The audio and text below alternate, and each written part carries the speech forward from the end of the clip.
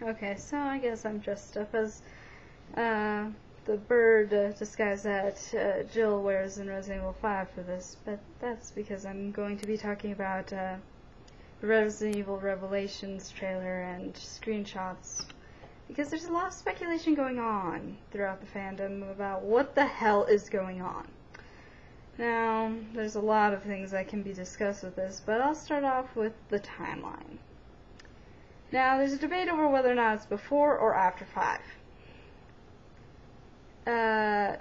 Honestly, to talk about when it'd be before the time of Resident Evil 5, it'd have to be between 2003 and November 23rd, 2006.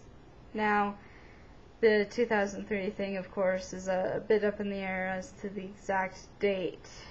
The BSAA originally had 11 members, one of which is Chris. Presumably, one is Jill, and we don't know about the rest of the members. But, I guess they were the original 11 members, called the original 11, and they had to be reformed under the United Nations to be able to carry on certain operations, such as being able to arrest terrorists and use force and such. So they reformed under the UN as an international organization. Now, November 23rd, 2006 is the time of Lost in Nightmares. The evidence supporting it is a little flimsy due to the fact to claim that it's before 5 is a bit flimsy. Chris and Jill did patrol the world for the whole time that they were in the BSAA for bioweapons. Now, there's no mention in the file in Resident Evil 5 that one of them say, well, they ended up on a boat and there were zombies and freaky regenerator things with squid faces or something, but there's no evidence that says that they didn't. The problem, though, with this is that Chris refers to Ouroboros as something we've never faced before. This doesn't really mesh with the series as a whole, because in the Resident Evil series, oftentimes they'll make references to both past and future games, past and future being what's in development and what isn't. It's sort of like how RE2's N64 version had files referring to Resident Evil 3, Resident Evil 0, and even Code Veronica. And yeah, with Gaiden, apparently Leon gets an email from Claire, which is supposed to be a reference to Code Veronica. So it's not really a... how should I put it? It's not really a problem in this series to make reference to stuff that's happened, well, that's going to happen in the series, or something that's happened concurrently. Now, the reason why I say Ouroboros is something we've never faced before is also important, has to do with the trailer. The trailer shows on that ship something that looks oddly like Ouroboros, only for Ouroboros, I mean, it's not Ouroboros because it sort of has a greenish tinge, and it's sort of, I don't know, it's not really moving as one just giant mass of worms almost, and it's got weird little red feeler thingies sticking out.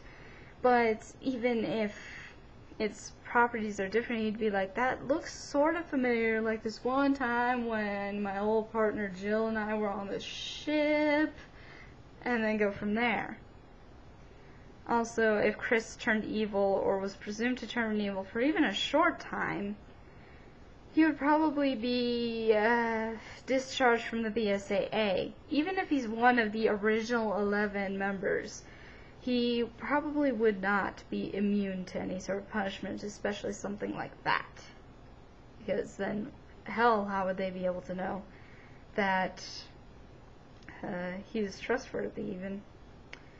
The second theory is, of course, that's after 5. Of course, it would be sometime after 2009 in the Resident Evil series, but not really too far afterward. Not something ridiculous like 2028 or something. The evidence supporting it has to do with mostly Jill's disposition. She's, of course, gone through hell and back in Resident Evil 5, and it's easy to assume now that she has problems with dealing with people or with trust issues. I mean, she got kidnapped by her old enemy and forced to do horrific things. Among other things, infecting a guy and trying to kill her old partner and his new co-worker.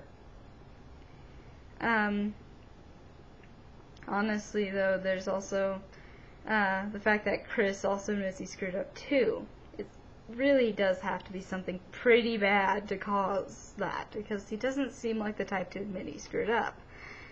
Because of the fight because of around the fight with E3, the whole capsule thing where they end up going to Jill's capsule and it's empty. He can't just admit to himself, hey, maybe I was wrong, maybe I led myself, Sheva, and Josh on a wild goose chase. He can't admit maybe he was wrong.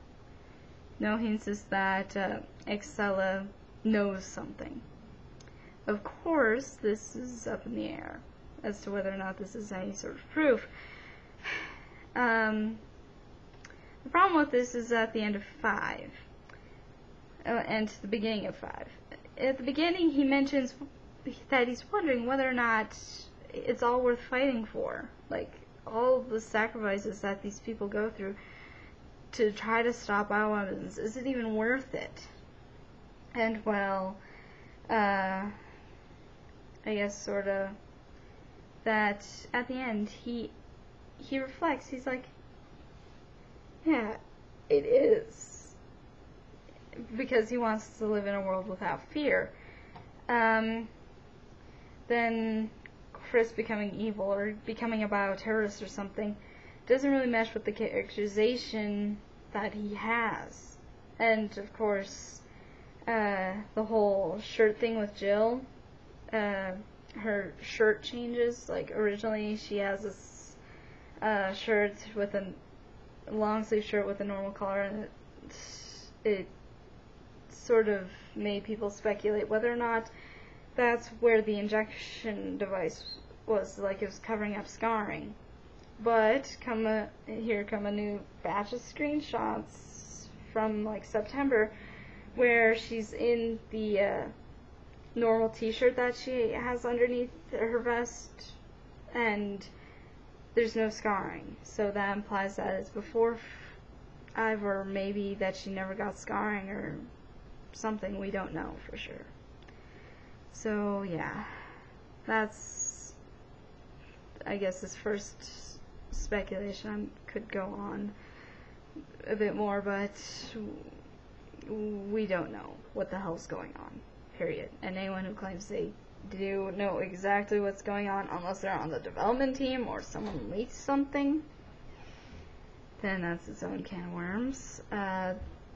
They would probably be lying if they said that they did.